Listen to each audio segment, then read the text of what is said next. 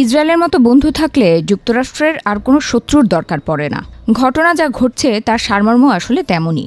মধ্যপ্রাচ্যের রণক্ষেত্রে এক অবিশ্বাস্য এবং চোখ কপালে তোলার মতো তথ্য ফাঁস হয়েছে। যে যুদ্ধের আগুনে গত কয়েক মাস ধরে গোটা বিশ্ব পুড়েছে, সেখানে পর্দার আড়ালে এক চরম সত্য এবার প্রকাশ্যে এলো। নিজের দেশকে রক্ষা করতে ইসরায়েল নিজে যতখানি না যুদ্ধ করেছে, তার চেয়ে বহুগুণ বেশি ঘাম ও অস্ত্র ঝরিয়েছে তাদের পরম বন্ধুরাষ্ট্র আমেরিকা।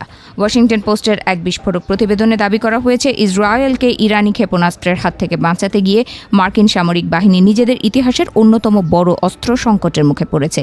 একটি দেশের সুরক্ষায় অন্য একটি পরাশক্তি কতটা মরিয়া হতে পারে, এই পরিসংখ্যান যেন তারই প্রমাণ। প্রতিবেদনে স্পষ্ট বলা হয়েছে, ইরানি হামলার মুখে ইসরায়েল নিজের প্রতিরক্ষায় যতগুলো ইন্টারসেপ্টর বা ক্ষেপণাস্ত্র প্রতিরোধক ব্যবহার করেছে, মার্কিন যুক্তরাষ্ট্র একা তার চেয়ে অনেক বেশি উন্নত প্রযুক্তির ইন্টারসেপ্টর ছুড়েছে ইসরায়েলের আকাশ নিরাপদ রাখতে।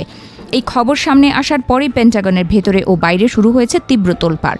মার্কিন নাগরিকদের ট্যাক্সের টাকায় কেন অন্য দেশের আকাশ পাহারা দিতে গিয়ে নিজেদের ভান্ডার শূন্য করা হলো, সেই প্রশ্ন এখন ওয়াশিংটনের বাতাসে ভাসছে। পরিসংখ্যানের খতিয়ানটা আসলেই যে কোনো সামরিক বিশ্লেষককে চমকে দেওয়ার মতো। এই যুদ্ধ চলাকালীন মার্কিন সামরিক বাহিনী তাদের অত্যন্ত ব্যয়বহুল এবং আধুনিক থার্ড ডিফেন্স সিস্টেম থেকে 200টিরও বেশি ইন্টারসেপ্টর ক্ষেপণাস্ত্র উৎক্ষেপণ করেছে।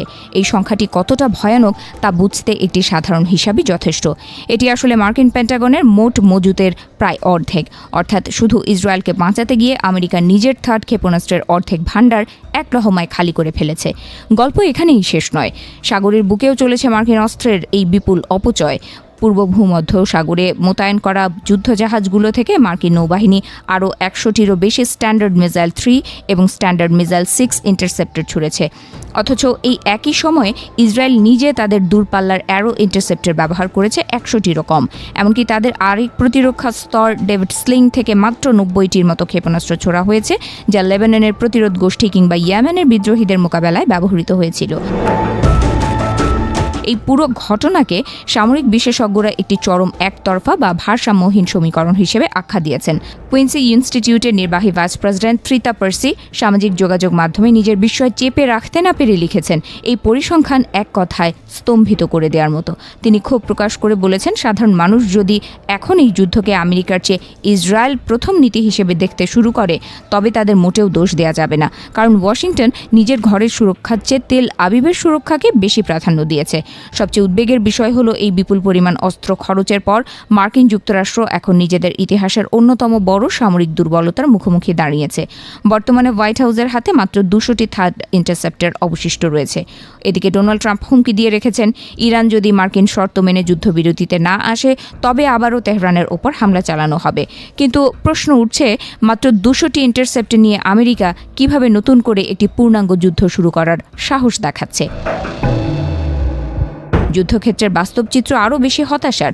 মার্কিন ও ইসরায়েলি বাহিনী আপ্রাণ চেষ্টা করেছিল ইরানের মাটিতে থাকা ক্ষেপণাস্ত্র ও লঞ্চারগুলো ধ্বংস করে দিতে, যেন ইরান আর পাল্টা আঘাত করতে না পারে। কিন্তু নিউ ইয়র্ক টাইমসের এক সাম্প্রতিক রিপোর্ট বলছে, আমেরিকার এই কৌশল পুরোপুরি ব্যর্থ হয়েছে।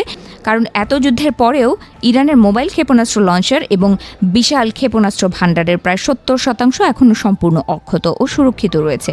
বর্তমানে মধ্যপ্রাচ্যে একটি ভঙ্গুর যুদ্ধবিরতি চলছে ঠিকই, কিন্তু শান্তির সম্ভাবনা খুবই ক্ষীণ। ওয়াশিংটন পোস্টের দাবি অনুযায়ী যদি কোনো কারণে আবারও যুদ্ধ শুরু হয়, তবে আমেরিকার কাঁধে ইসরায়েলকে বাঁচানোর বোঝা আরও দ্বিগুণ হবে।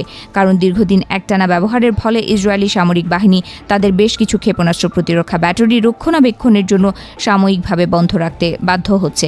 ফলে সামনের দিনগুলোতে মার্কিন বাহিনীকে নিজেদের শূন্য পকেট থেকে ইসরায়েলের আকাশ পাহারা দিতে হবে, যা ওয়াশিংটনকে এক মহাসংকটের দিকে ঠেলে দিচ্ছে।